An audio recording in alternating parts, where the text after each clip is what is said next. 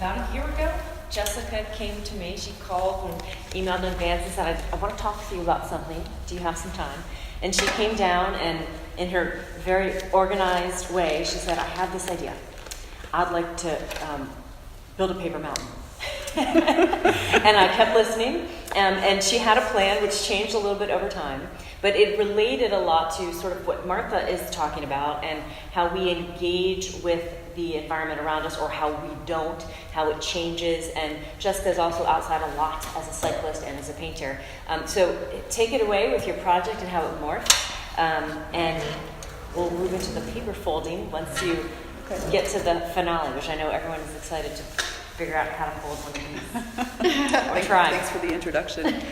Yeah, I'll piggyback right off what Martha said about being outside, and that's important for us to be in nature, especially, and I think it's more and more important because of the changing environment, and also because of technology, which is in a way, it does connect us, but it's also separating people a lot, and of course the political climate. And so my work comes from a place of, all my work as a painter and the video work and the installation, being outside for me is it's important, of course, but it's like being at home. I moved around a lot as a child,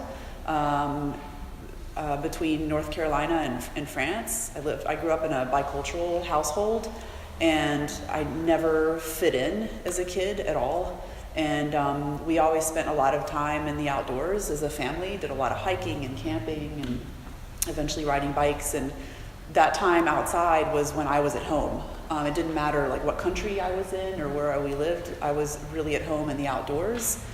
And so I want to share that with people. I want to encourage people to go outside. I think my ultimate goal for a viewer after they see my work is to have all these memories of their time outside, and then to want to go out there themselves, because I think ultimately people going outside and experiencing the outdoors together is what's going to save us as people. So the paper mountain was a really different process for me than making paintings. When I approach paintings, I don't have a plan for the most part. I don't really know what I'm doing, and I start with I force myself to use different processes as I start, because I don't want to rely on a process to kind of get me there. I want to explore every time. And so, for instance, the two square paintings over there and the two square paintings over there, those were started really differently than the two here. So the two back here, I worked from small plein air paintings, so paintings that I did outdoors, very similar to the ones up there. I used those outdoor paintings as a jumping off point for these two, and I wanted to see, how much I could abstract them and what I could do with the shapes and the color. It was really just a jumping off point. And then the four square paintings there, the two there and the two in that space, I actually used a friend's photo as a jumping off point. It was a friend who posted a photo of a place in Spain. I can actually show it to you. And the photo was just really inspiring to me. So this is the photo, and it's of a valley in Spain. And what really got me, and it's not necessarily that I wanted to be there, but there's such interesting shapes, and the space that's happening is so interesting. There's like a stacking of shapes and all these colors that are happening. So those four paintings came from starting from there, and I really it wasn't about making it look like the place. It was really just a feeling. So all of my paintings, I'm thinking about the experience outside and all the senses, not just what we're seeing, but like what we're smelling, what we're hearing, what we're touching, and wanting to convey like the whole feeling for being outside. To go into the installation and the video, these started with an idea.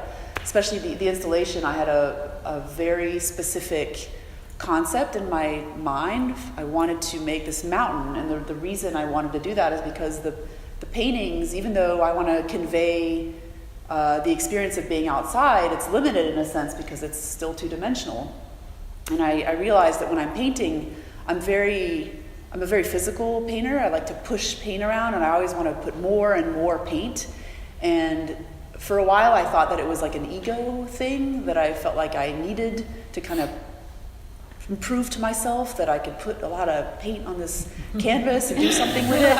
And I realized recently that I think it's really just the physicality of the paint, that I wanted to build up the surface. I think that's all it was.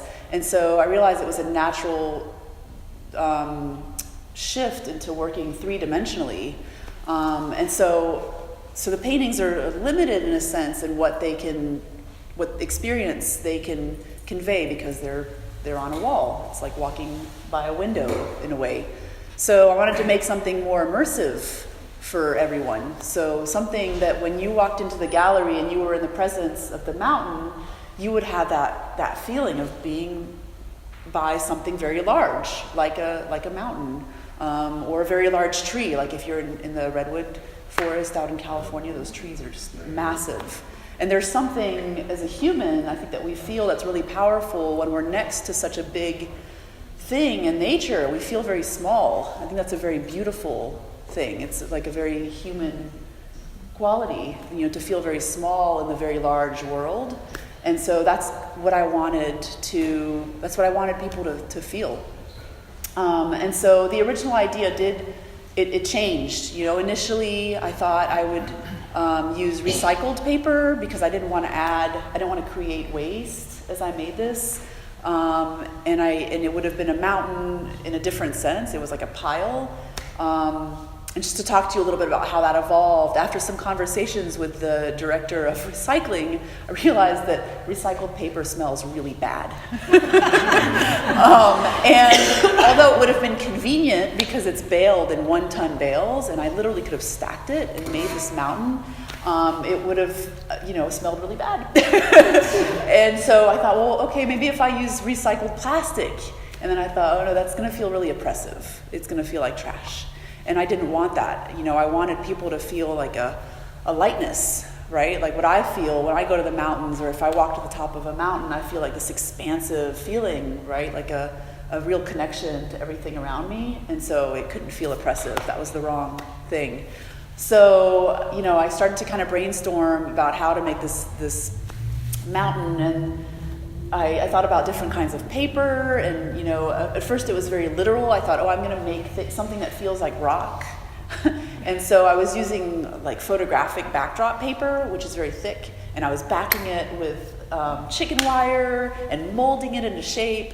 And when I tried the first prototype, it was terrible. It was hideous. I mean, basically all I could think when I saw it was like, oh, this is paper backed with duct tape and wire. And that is not the experience I want people to have. It was really important to me that it be transcendent, right? And that you not go right away into like what it was made of, especially if it was in a way very coarse. So I started thinking about, I thought a little bit about math and algorithms and how folds can be created in nature. I was thinking of just a lot of different things, and because I wanted it to feel organic, and I also wanted it to feel refined, and that's when I started thinking of paper folding and origami, which is something that I've done since I was a small child, and it's always been this very meditative activity. And so I started thinking about that, and I thought, okay, well, if I make it with regular origami paper, which is a 6 by 6 inch square, it's gonna be very difficult to make this very big and for it to have mass. So I thought, okay, well, maybe what if I work bigger? So I started experimenting with different papers, and then I ran into all sorts of issues because origami paper is fine and very delicate, and it folds very easily, and then it holds its shape because of its size. So I ran into a lot of problems with papers that were thin enough to fold well, but then wouldn't hold their structure, and then thick enough to hold a structure, but then they didn't fold well. And so that took a while, and I found this paper. It's a drawing paper that I cut down to square. and it was, light enough to that I could be folded, but had enough structure that I could hold the structure at this size. And it poses some issues to fold origami at this scale, because of the paper's size, each subsequent fold starts to fight against the next folds, because the paper becomes more and more structural in a way. So it was interesting. But anyway, that's kind of where that came from. So I had an idea, and then I had to figure out the logistics around that idea for about a year. So it's been about a year of figuring this out, and then it was 3 months of folding every day, except for 3 days where I was at a painting workshop.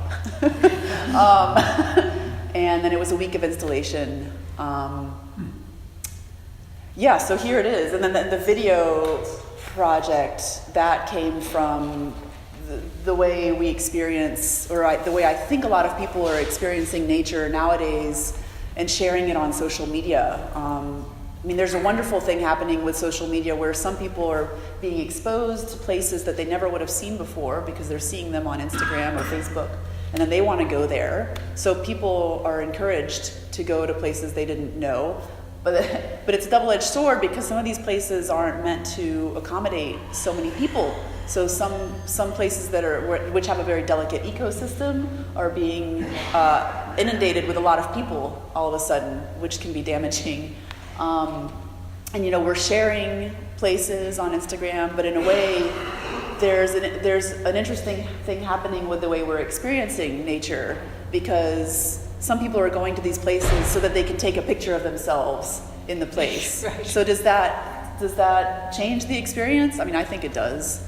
I don't think it's bad, but it's definitely, mediating the experience in a way, because people are going to these places just so they can prove to everyone that they were there. And that was the thought behind this project. And the reason I settled on skies is because, while we're in a way trying to connect with other people through social media, we're still, we need more. We need more connecting with other people, and the sky is something that we all share. So in a way, there are all these divisions that are happening, but the sky is something that we share, and that, I had a lot of people tell me that they had never really looked at the sky until they read about my project and wanted to share photos. So I enjoyed that. So those were all kind of the ideas behind that project. If you have any questions, please, because I've just been talking at you. It was 1,200 birds. Oh, so someone asked me, why 1,200? Because the magic number with cranes is 1,000. Really, there are all these stories around the folding of 1,000 cranes in Japanese culture, and it goes back, centuries. But traditionally, folding 1,000 cranes is done for good fortune, and also to give to someone who has fallen ill, to help them heal. So it's done for good fortune and also for good health.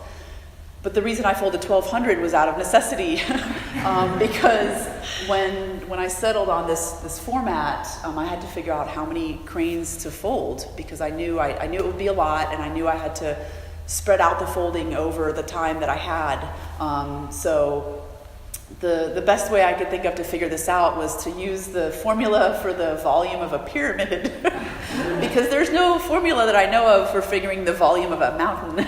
And actually, my husband, Tim, and I had a heated discussion about which formula to use, because he thought it should be the formula of a cone.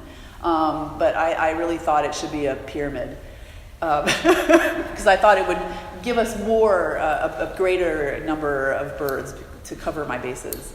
So that's how I figured the area that each crane would take, which was about a cubic foot, and so that's how I figured out 1,200.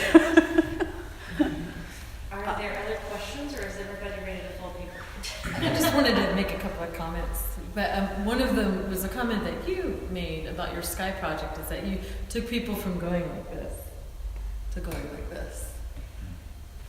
And so I thought that was just a nice performative act that you got your people to do for your Sky project.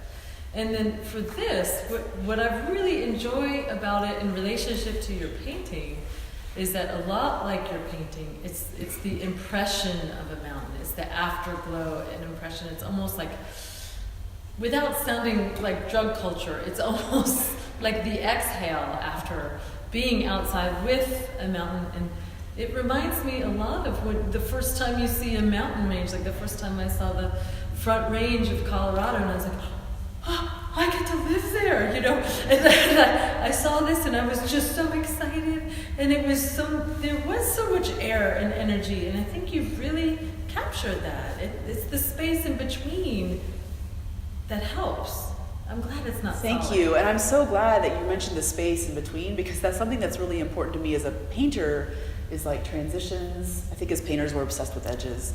And the space between things, that air, you were talking about the sky and not being able to, like having to it's always changing, and it's that space. And that air, I'm obsessed with air and trying to get like, what does it mean, and is it actually the space between things that's defining the objects, which I think maybe is a metaphysical thing, but I'm glad that the space is I think that's what gives it the uplift. But I'm glad that Oh, yeah. that you're Great job. getting that.